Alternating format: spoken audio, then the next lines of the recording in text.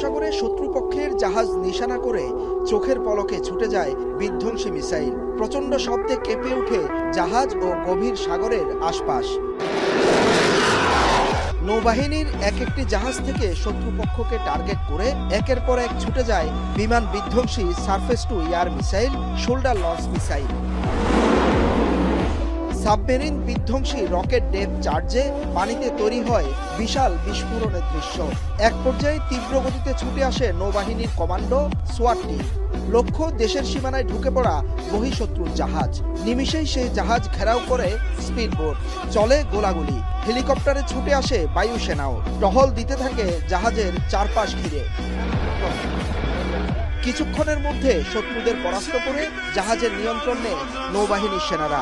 5 দিনের বার্ষিক ফায়ারিং মহড়ায় এভাবেই নিজেদের সক্ষমতা প্রদর্শন করে বাংলাদেশ নৌবাহিনী।